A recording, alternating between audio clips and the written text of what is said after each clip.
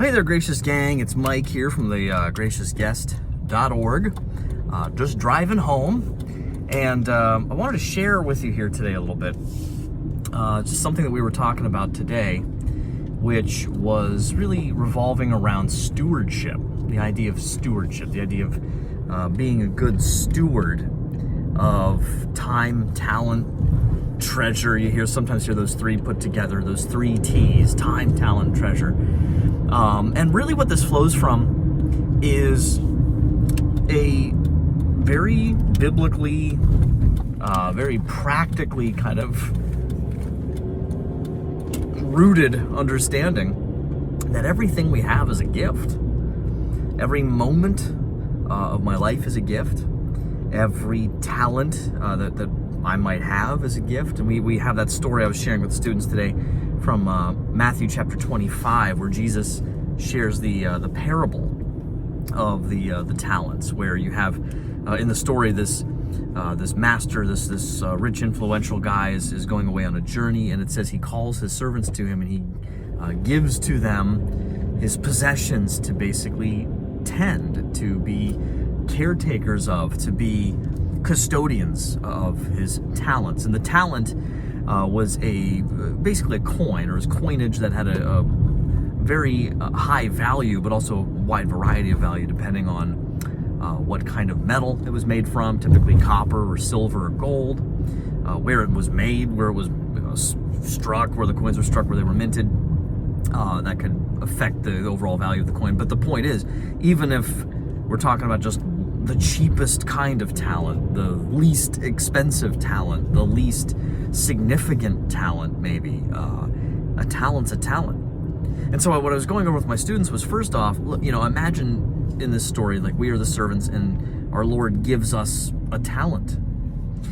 In the story, he gives one servant 5 talents, he gives one servant 2, he gives another servant 1. This is Matthew's version of this. And the idea is, right off the bat, it's not for me to get up in arms or jealous about what God's given somebody else, a talent that they have that I don't, or more of a particular kind of talent than I might have. So maybe God's given me a musical talent, and I spend all of my time upset that it's not as good of a baseline talent as the guy next to me in the trumpet section, or whatever the case may be. Well, what a waste. What am I doing with the talent he gave me? And in the story, what happens is the first servant, who got 5, goes off and trades and that sort of thing with those 5. And when the master comes back, that servant comes up, he says, "Hey, master, check it out. You gave me 5. Here's 10. I have 10 now. Here you are." Notice, this is very interesting. The talents don't remain the servant's talents. The talents are always the master's talents. He's entrusting them to his servants, with the understanding that at some point they're going to have to render account for that. And then, he's going to come back and settle accounts with them and, see how they did. Second servant made 2 talents off the 2 that he had. But the key is that the third servant basically says, "I was afraid, so I buried your talent." The master's upset. He says, "Why didn't you at least put it in the bank? I would have got interest off the thing. You did nothing." And so what I try to get my students to think about today is, and what I encourage you to think about, what I'm thinking about now as I drive home, unpacking this day, is, first of all, whatever skill or skills or talents that you have, that God's given you, maybe you just have one. But that one is a net gain. That one, it's not a weakness. Like in the Army, we did skills inventories to try to help, strengths inventories to help soldiers kind of see like all these different potential strengths that were categorized in this inventory we used. And so you'd have a list when you were done with the test of like, these things. And the temptation is to look at that list of like 35, 36 things, whatever it was, and be like, "Oh, okay." And you look at the top 3, 4, whatever, and then everything else you either ignore or you're like, "Oh, well, that's a weakness." And we'd say, no, everything on that list is a strength. Everything on that list is a positive. And so the idea is, don't look at those things lower down the list as weaknesses. Look at them as lesser strengths. And so be thankful for even the bottom thing on that list. What can I do today? What help can I seek? What resources can I employ in my ongoing development of that talent, that skill, even if it's a thing on that gift, that's the very bottom thing on my list. And likewise, the very top thing on my list. The thing that I'm best at, the thing that's my greatest gift from God, the thing that maybe I take for granted, the thing that maybe I'm tempted to become arrogant about because I think it's mine by right, when everything is a gift. Every talent is a gift. Every gift is a gift. And here's the kicker, you guys. You are a gift. At the end of the day, each one of us is a gift that God has given the world, and part of that involves various talents and skills that He's given you. What are you going to do with them today? If you're not, this is where humility comes in. If I'm honest about, let's say, my writing ability, okay, or my podcasting ability, or whatever it is, let's say that, right? My YouTubing ability.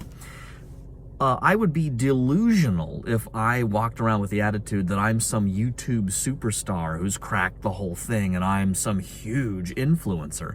Look, there are lots and lots of people on YouTube who are more maybe famous or have a bigger following, which, by the way, if you haven't subscribed, please subscribe to the channel. But that's my point.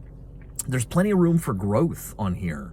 There's plenty of room for me, if I know what's best for myself and for all of you when it comes to this kind of content. I should be paying attention to the example of people who know how to do this better than me and learn from them and grow in communion, right?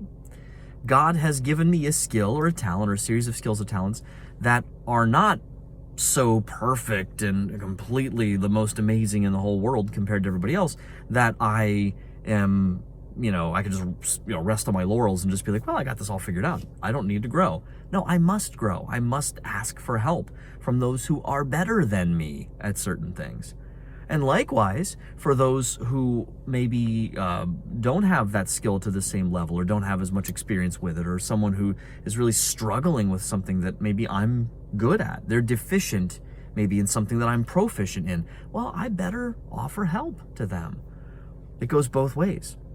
So humility, stewardship, talents that God has given you, we must humbly recognize that we are all called to be stewards of our specific unique gifts and talents and skills, our lives themselves, and to recognize that everything, including our own lives, are gifts from God.